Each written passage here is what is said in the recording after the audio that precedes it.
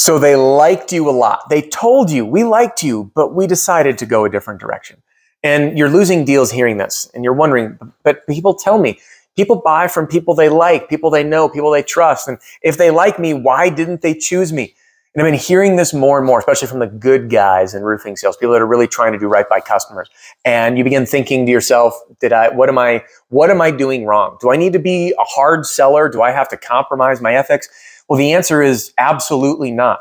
And in fact, the answer is actually kind of simple. So in this video, I'm going to share with you why you keep hearing this. We liked you, but we decided to go a different direction so you can get ahead of it and hopefully it doesn't happen again. Before we get started, I just want to say a quick welcome and welcome back. My name is Adam Bensman, the Roof Strategist. Everything I do here on my YouTube channel, in my podcast, and in my all-in-one sales training, sales strategy, and sales system that's currently being used by thousands of people for both storm and retail is designed to help you and your team smash your income goal and give every customer an amazing experience. And in order to do that, we got to win the business. So when we're hearing people reject us, even though they like us, causes us to question what we do. So this video is going to be short. It's going to be powerful, but let's get to it. Why does this come up? The answer is here. Let's start with a story. Imagine you go to two doctors. Scenario, you blew out your knee. It's unexpected. It was on the weekend, right? You blew your knee out. You find out you need surgery. You see the first guy. He says, yep, you need surgery. So you go for a second opinion. He says you need surgery. You reflect and you look back on both appointments with both doctors. Doctor number one, he's brand new. He's done this 10 times. He was super nice. You both love the same football team. You both love to cook. You both have 2 kids and you both love the outdoors and you both love hunting. You really, really connected. But the next surgeon, he was someone you didn't necessarily like. In fact, your political views were different.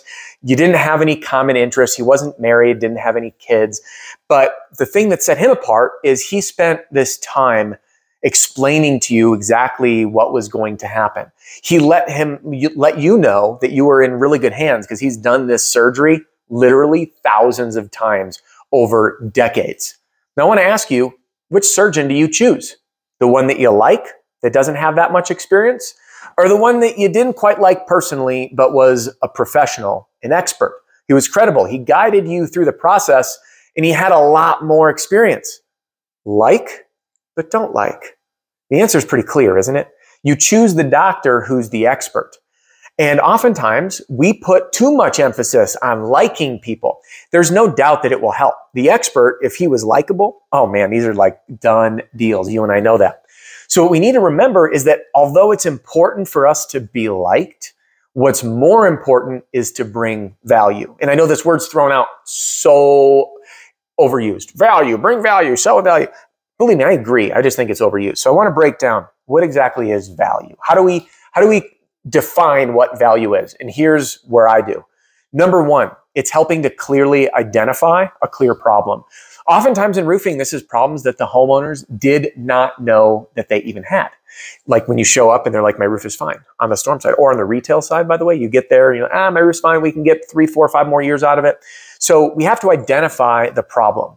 And it's not that difficult to identify. Number 2 is the hardest one, which brings us to number 2. We have to get the homeowner to take ownership of that problem, for them to describe this situation. Not for us to go, Mr. Homeowner, roof damage, you got all this. And for help on that, I'm going to click to a card on YouTube here, to a video I've done saying never, ever, ever, ever tell a homeowner the roof is damaged. Okay? They'd be like me going to you being like, you're an alcoholic.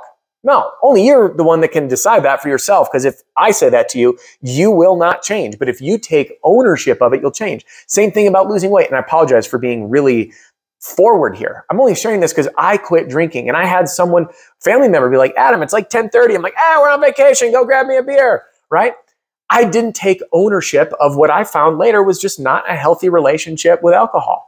So when I took ownership of that problem, I initiated change. And sales is change. When someone buys something, they intend to make a change or to change something about themselves or their situation. People will not embark on this journey of change unless they take ownership of the problem. So number 1, identify the problem. Number 2 is making sure they take ownership of that problem. Watch that video I linked to before. It's really going to help. And then the third thing is showcasing your credibility and expertise with your solution. your solution, your credibility, your authority, your expertise.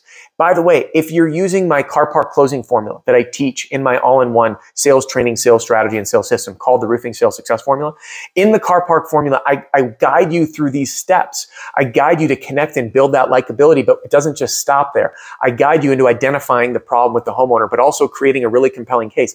I guide you to show you how to get the homeowner describing the damage to you. Then we go straight into overcoming the price or deductible objection. And then only from there do we then transition to that third piece I talked to you about, which is showcasing your value, showing your credibility and authority in our presentation. Only comes way later. And too many people are trying to sell themselves or buddy up first. We need to hit that before we explain how it works, before we showcase our expertise, before we showcase our social proof and credibility. And when we follow those steps, we then start closing more deals, which is what it's all about.